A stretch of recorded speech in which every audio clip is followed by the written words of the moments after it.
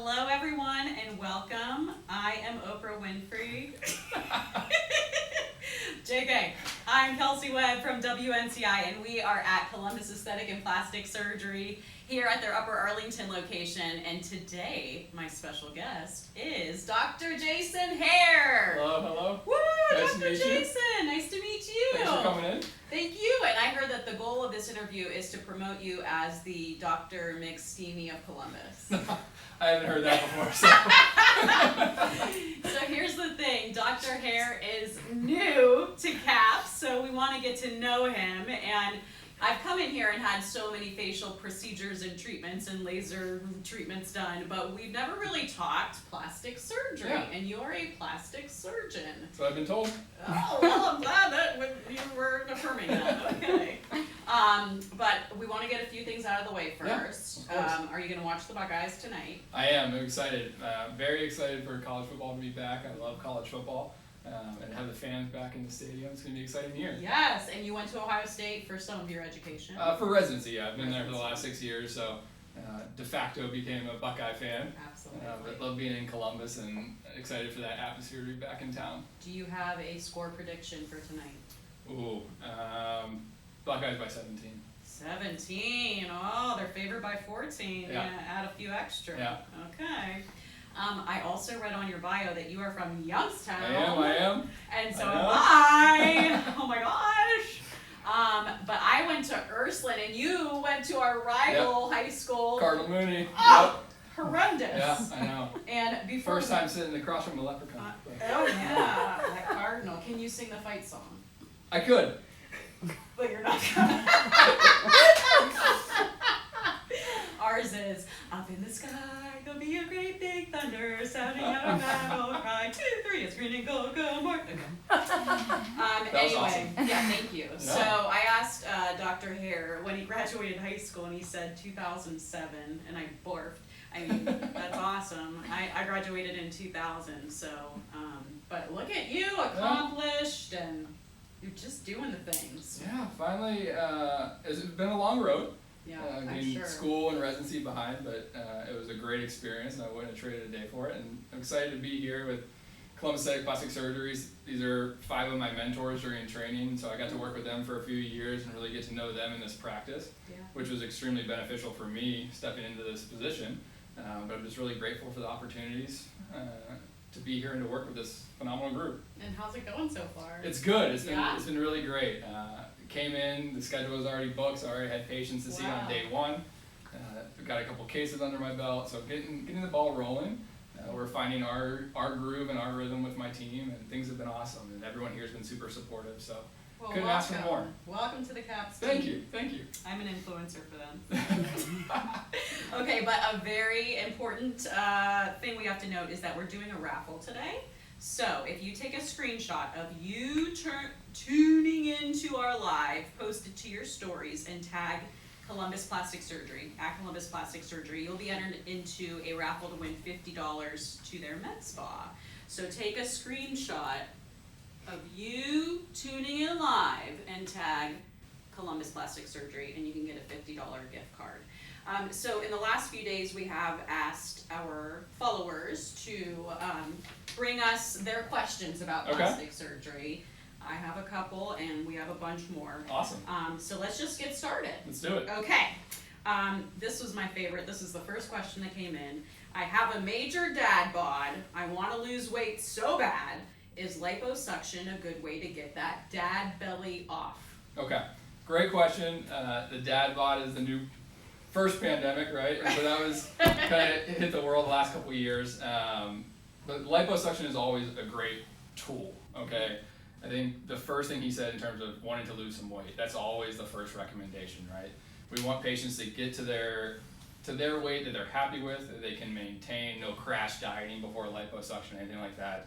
Reach that goal weight where they want to be, where they're happy with. And then you come and we can do fine detail work, contouring work, and get rid of that, maybe that little dad gut or that little tube around the lower belly. Muffin top. Exactly. Yeah. And so liposuction is a great technique to fix that or to help with some of that contouring, some of that sculpting. So liposuction is a great option. Awesome.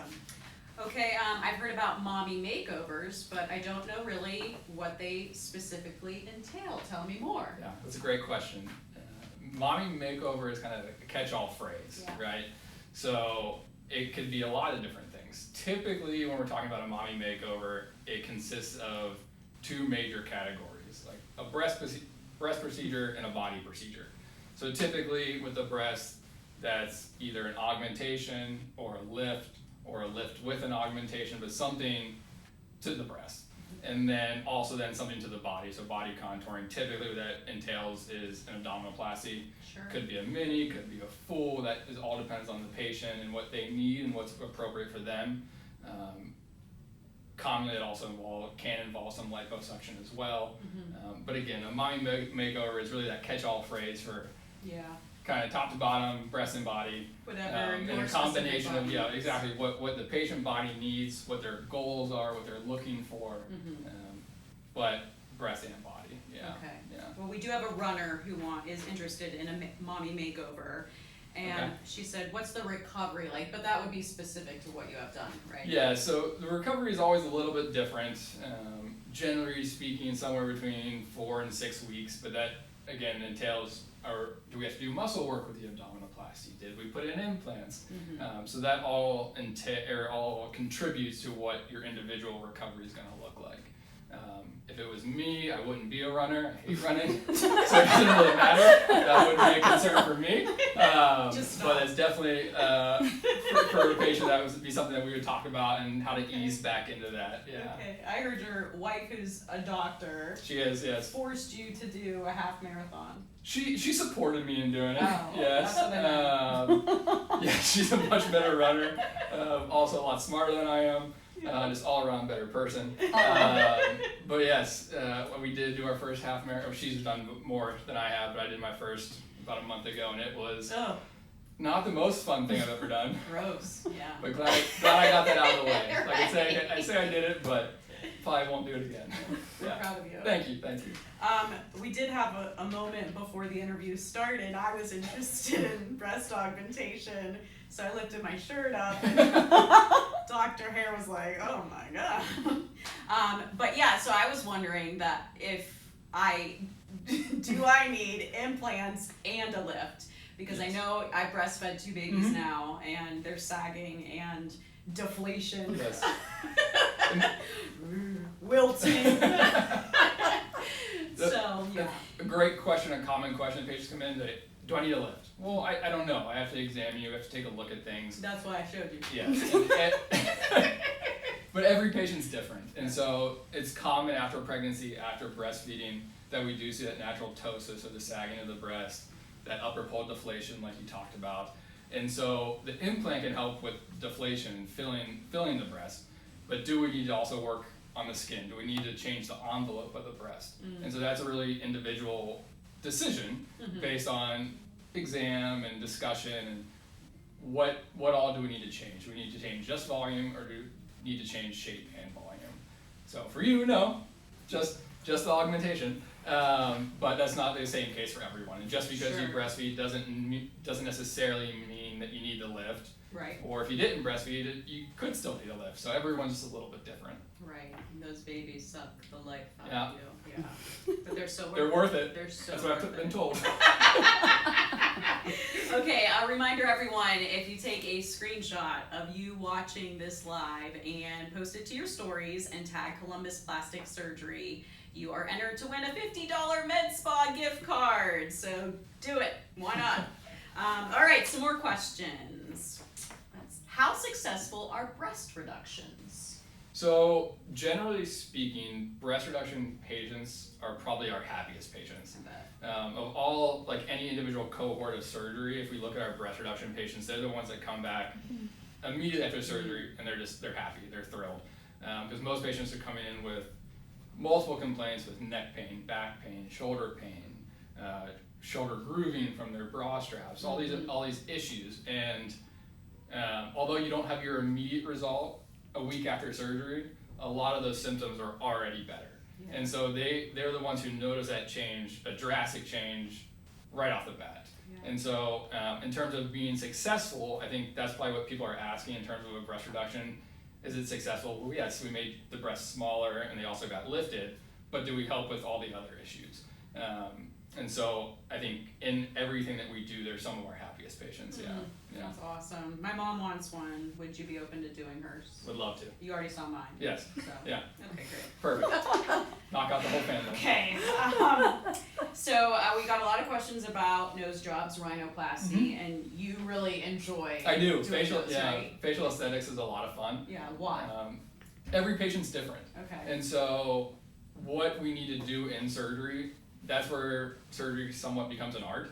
And especially with like a rhinoplasty, there's a lot of things that we do that we're changing the shape and the structure of the nose, but it's also the way the light plays with the nose. And so how our shadow is going to bounce off of what we do, and how are we going to change the nose to be, one, more aesthetically pleasing, but also what the patient wants. Okay, and so what bothers them, because what bothers them may not necessarily be the thing that catches my eye. And so it's a lot of fun to sit down, meet a patient, understand their goals and what really they want to achieve, and then what can I do to meet those goals. And so like I said, for a lot of patients, a rhinoplasty is not a rhinoplasty is not a rhinoplasty.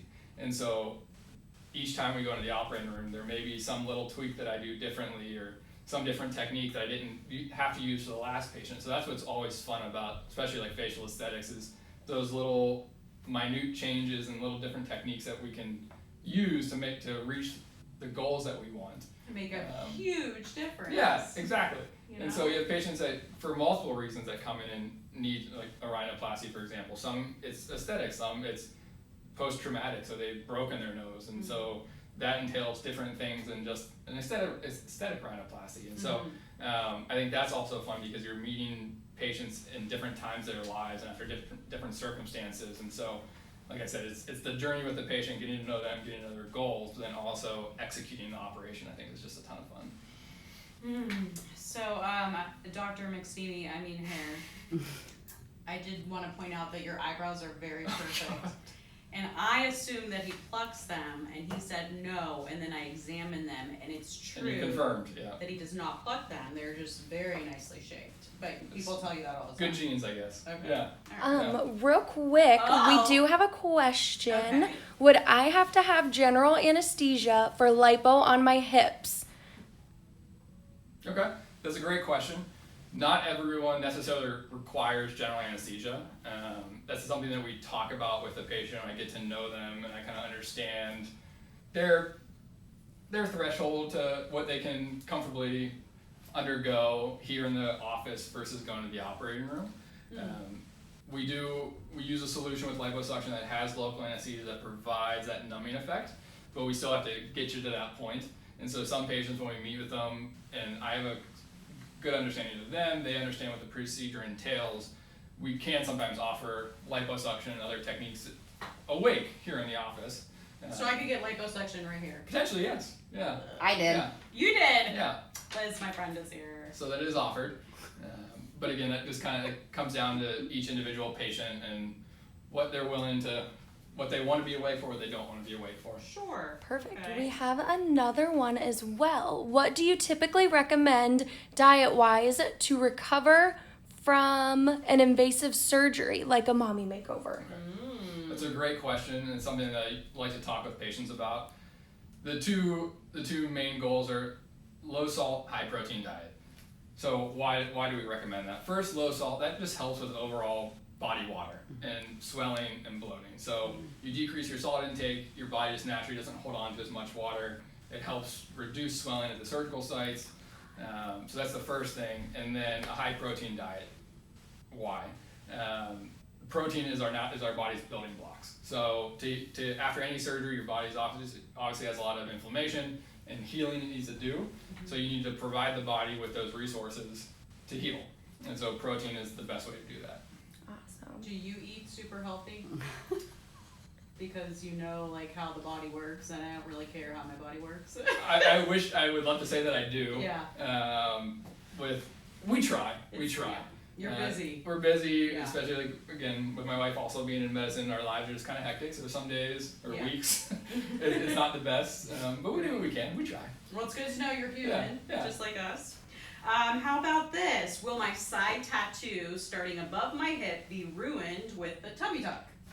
Okay. Another really good question, and that's something we see a lot, whether it's an abdominal tattoo, hip tattoos, even sometimes on the breast there's tattoos. So that's something, it's hard to say, right? I need to see the patient, see exactly where the tattoo is. We do our best when we can to place our incisions in areas that are obviously going to miss the tattoo and not disrupt the tattoo. Especially with an abdominoplasty incision, those are low transverse incisions, so hip to hip, but we try and keep it below the underwear line, the bikini line. So if the tattoo is obviously below that, then it may or may not be involved. But we do our best to try and design our incisions to preserve those. Right. And if we have to disrupt it, then we do our best to try and realign things so at least it has some flow to it and is not this obvious dichotomy between the top and the bottom of the tattoo. Like get rid of the hole of a name in the middle. Exactly. Of it, Yes. Yeah. So there's some things that we can play with and design around, but then there's some things that it is what it is, unfortunately. Is it? I have a C-section scar. Okay. Is that beneficial for you? Like maybe just doing a little tucker? So a lot of patients that have abdominoplasty that had prior C-sections, it doesn't affect surgery one way or the other. Typically though, we make our incision below that. Okay, so it's kind of a good reference point of, okay, so where is my abdominoplasty scar going to start? Typically those incisions are a little bit higher than we start the abdominoplasty incision. So it just gives you a frame of reference of the position of the incision, but typically below that C-section scar, and then the C-section scar is excised with the abdominoplasty. Okay. So it comes out with that surgery. Everyone, make sure you're screenshotting you watching us and posting it to your stories and tagging Columbus Plastic Surgery for a chance to win a $50 Med Spa gift card. Let's go to, when is the best age for a facelift? Another great question. We see a lot of patients that come in and say, am I ready for one? Yeah. Okay. So typically and this isn't a great answer, but it could be 40s, 50s, or 60s. Everyone's skin and facial aesthetics are different, right? Some people have age earlier in their face than others, and so we see that what we call that mid-face descent, where instead of having the full cheeks, that mid-face starts to sag a little bit. We start to see the jowling, the wrinkles around the face. Some people are really lucky and that doesn't show up until their late 50s. Some people start to see that in their late 40s. And so it really is just dependent on the patient. Typically it's that 50-year-old, okay? That's the most common age range where someone's coming in, they're ready for a facelift, they're gonna see a big change, a stable change that's gonna last them a decade or so. But that's typically when we see a patient that's ready for a facelift. Does it happen in the 40s? It does, but not commonly. And usually in the 40s, there's other things that we can do before the facelift. Right. And so, exactly, yeah. We can fix the foundation or make the foundation better. So we do skin treatment, we can do laser therapy. There's other things that we can do to temporize the patient before they have to sign up for that facelift. And so you can get a few more years, 5 years or whatever it is, with medical grade skincare, with seeing our phenomenal practitioners upstairs in the laser center and doing a halo treatment or BBL or doing some other those other things to, one, improve the quality of the skin, but also get a little bit of tightening and fix some of those fine lines, wrinkles, age spots, those kind of things, and address that in the now and push off that facelift for a few years. I love that here at CAPS, it's the aesthetic and the plastic surgery. I mean, like literally top to bottom, anything that I would need or want or, all of my goals can be met here with your professionals. Yeah, we have a phenomenal amount of resources here, and especially now with adding Dr. Wetley, our dermatologist, that we fully just have that entire line. So whether it's preventative treatment or aesthetic surgery, we can really take care of that patient top to bottom, beginning to end, both acutely and in the long term. And so we're very fortunate with everything that we're able to offer here, and it's just a great one-stop shop for patients. I love it. Yeah. Once again, we're talking to the new doc here at Columbus Aesthetic and Plastic Surgery, Dr. Jason Hehr. He's a Buckeye. He's from Youngstown. He's young. and very established and has a lot of I lost it. What's the word I'm looking for? Potential. Credentials. Cut that part off. All right, on to a next question. What's the best treatment for loose skin on the neck? For loose skin on the neck, okay. Again, could be a range of treatments. There's a couple different things. There are less invasive skin tightening modalities like oil therapy or some other things that we can do that for that early onset skin laxity, not quite ready for a surgical intervention. So that's a common treatment that we can do, again, to kind of prevent, or not prevent, but delay the more invasive thing, okay? And what does alt therapy do? So there's a lot of different technologies, but they're skin tightening procedures, okay? And so depending on which one you go with, a lot of them are like radio frequency. Or the goal of the treatment is to cause some inflammation to the deep surface of the skin and to get that skin to tighten, okay? And so again, there's a certain window for which patients are right for that, which patients are maybe, you could try it, you're gonna see some change, but maybe not the drastic change you wanna see. And so some of those patients that have just global laxity, even some banding from the neck muscle, those kind of things, that might not change those less invasive things. And so that's where we start talking about surgical intervention, which would be a neck lift. Okay. And how do you lift a neck? Great shot. I don't How do you do understand. that? With surgery. Okay. So it's similar incisions to a facelift, Okay. but not as extensive. Okay, when we talk about a facelift incision, we're usually coming up into the hairline, coming down around the front of the ear, behind the ear, and then into the hairline. Okay, and that's if someone were doing a full facelift, really opening up the face. If we're doing, and commonly these are done together, facelift and neck lift, we're kind of doing them one together. So there are some patients that really just need the neck, okay? And so they don't need the face, they don't want the face, that's fine. So we steal part of that incision, okay? Okay. And so for some patients that can be just behind the ear, just that post-auricular incision that we talk about, and then maybe a little extension into the hairline. Some patients it may need to come just a little bit in front of the ear, but basically what I need is that incision that gives me access down into the neck.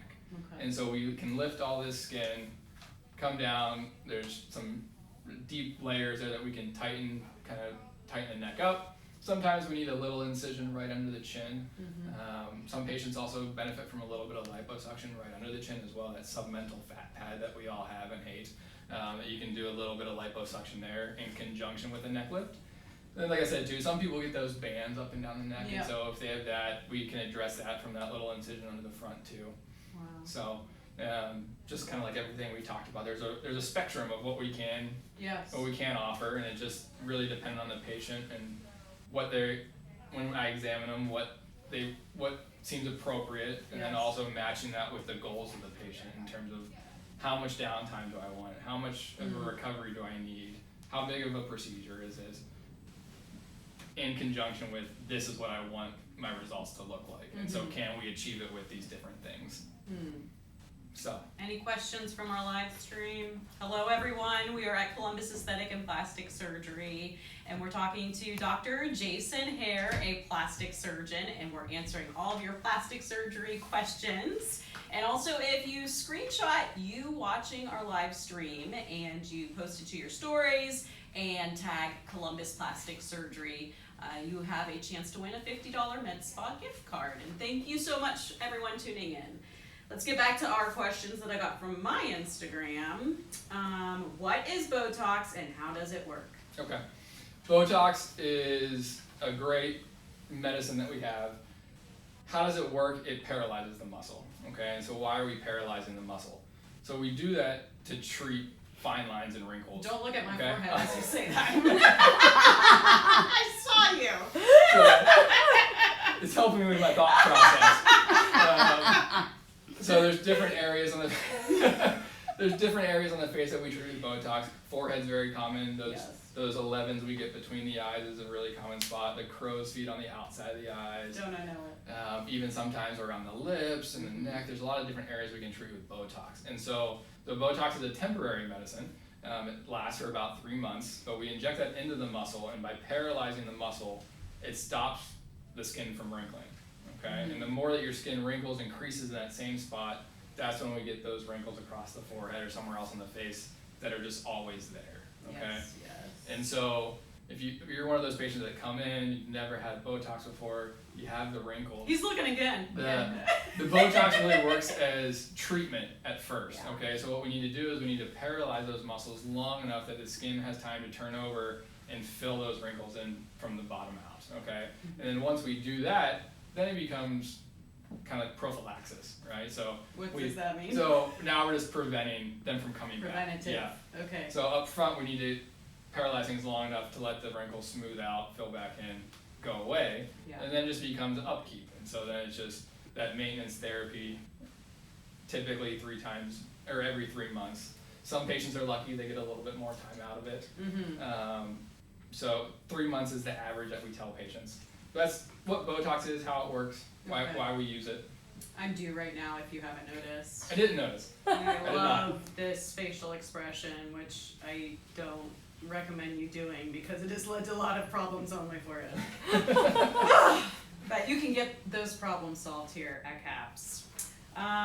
What is, we already answered that. Facelift, lipo, tummy tuck, breast reduction. Okay, are there easy recovery lipo options?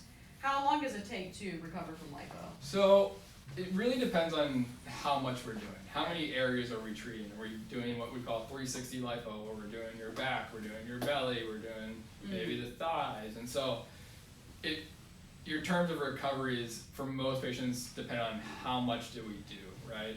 There are some patients that come into the office and when they have just one single area treated, they're awake, they go home, we can go back to work in the next couple of days. It's not a big deal. There are some patients who have that, what we call that 360 lipo, and they had lipo for several hours where they were in the operating room, and obviously you're going to be more sore, some more bruising, you're going to be wearing compression, those kind of things. So in terms of an easy recovery, it's hard to say. I mean, typically the recovery in terms of your restrictions, your activity, all those kind of things are pretty much similar regardless of how much you had done, but the more you do, you're going to be a little bit more sore. It's going to take you a little bit longer, but most people are getting back to work pretty quickly. It's not like a 2 weeks off work type thing. It's, if you're having it done on a Friday, reasonably depending on what you do. If you're working at a desk, you can go back to work on Monday, that kind of thing. If you're a manual laborer, you might want a few more days off. But from just strictly liposuction is not one of our more tough recoveries, if that makes sense.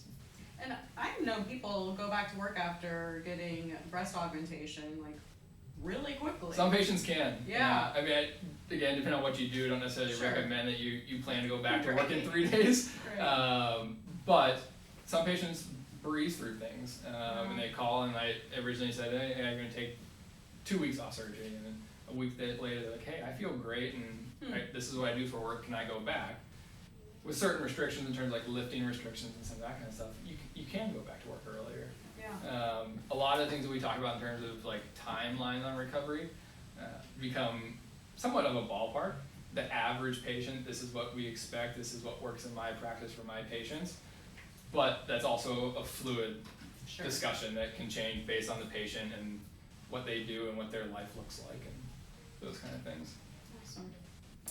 How's my producers doing?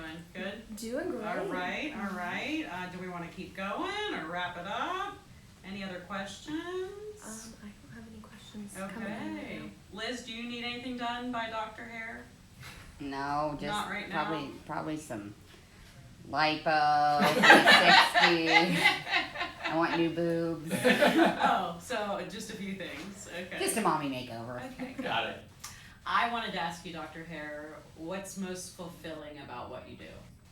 I think for me, it's the journey with the patients. I love just getting to meet people, right? So in this job, that's what's so exciting and fulfilling about this is we meet people in all times of their lives from all different areas of Columbus and different aspects of life, and especially to what I do in terms of both aesthetics, cancer reconstruction, and then like facial trauma.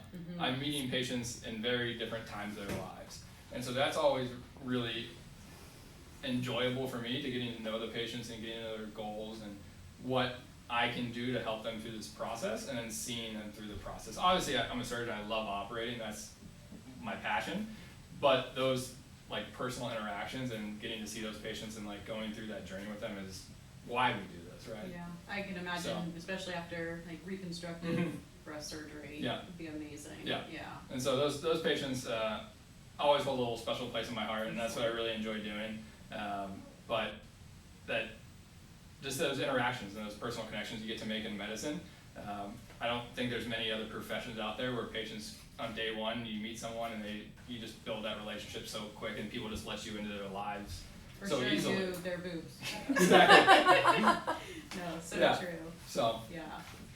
One last chance to screenshot. Okay, yeah, and if you still have questions, we can always ask Dr. Hehr, and I can DM you his answers. But if you want to screenshot watching us and then post it to your stories and tag Columbus Plastic Surgery. And we so appreciate you tuning in today. I learned a ton. This Thanks was for coming. really fun, and thanks for being fun and rolling with the punches. And it's hard being like next to a really smart person sometimes when you're not. so I try to overcompensate by being funny. So whatever. Thank you and This was welcome. awesome. Thank you very Okay, much. welcome to CAPS. Appreciate it. And Thanks. if anyone wants to make an appointment with Dr. Hehr, just call CAPS or go to ColumbusPlasticSurgery.com. Thank you, everyone. Thanks.